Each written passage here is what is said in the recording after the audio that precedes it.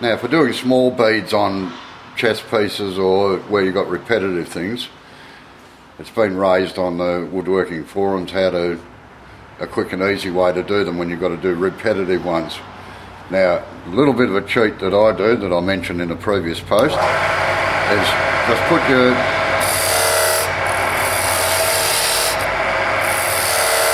V-cuts like that. Now you take the corner off the remaining bit like that. Just get a little bit of 120 grit paper.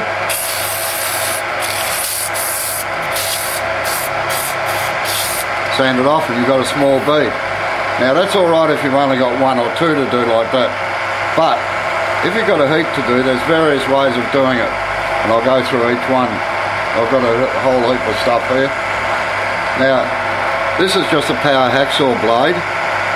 And as you can see, it's got a little V sharpened in the end of it. I always find it's better to come in under centre rather than right on centre. And just lift the tool up. Got upside down. And lift the tool up into it. And that will give you multiple little beads like that. Now, as I said, this is made out of a power hacksaw blade.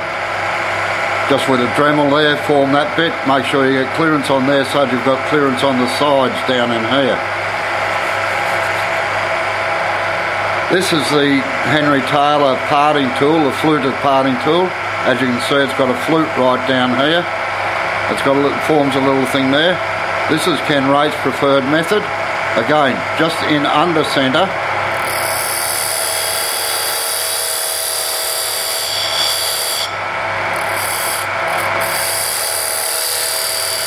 Ah, damn. Just hit the bead next to it. But they will give you multiple little beads like that as well.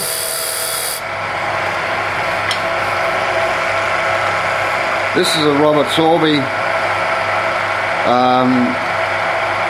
bead making tool. Comes in from each side. Again, it pays to keep the handle a little bit high below centre and then just come in underneath like so, and that will give you a joining bead. You can buy these in various sizes. The Henry Taylor one is cut in around that way like that, and you sharpen these. You don't try and sharpen the bevel on them, you actually sharpen the top. Just put it on a stone like that and just rub it backwards and forwards, or a diamond hone, and just polish the top of it. And that sharpens up these edges here where they've got to work. Now, another method that was suggested by Jim is that you get a gouge, sharpen it straight across like that, so you end up with nice little pointy bits on the flutes here. It's used upside down with the flute down, again below centre. Just get it started and you'll end up with a nice little bead as well. Now the timber we're using is pine, because if you can get a good finish on pine, you'll get a good finish on anything. Another method of doing it is to actually scrape them in. Just put a little V cut in here, like that. Turn the chisel on its side. Just scrape that edge off.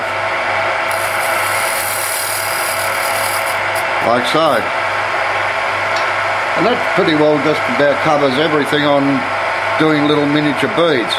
Now with these sort of things, with this one in particular, you can form multiple ones by just grinding in a thing each side of it, and you can do 3 or 4. I don't suggest doing too many at a time, because otherwise you'll get ripping and you have to hold the tool dead straight, otherwise you end up with things like back like here where I tore it out. So again, as I said, just under centre, make your little beads like so. I think that just about covers it. Now, if you do it carefully, you won't get that. I pushed that one in a bit too hard. You should end up with a reasonably good sort of a finish even on pine. The harder the timber, the better the finish, of course. I'll try and do a proper one here.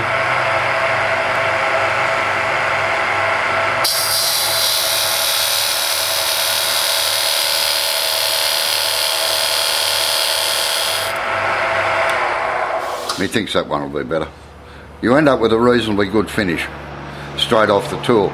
It's important though when you're sharpening this that you put relief behind, put a negative rake behind the cutting edge. Again, this one's just sharpened by tugging it across an oil stone.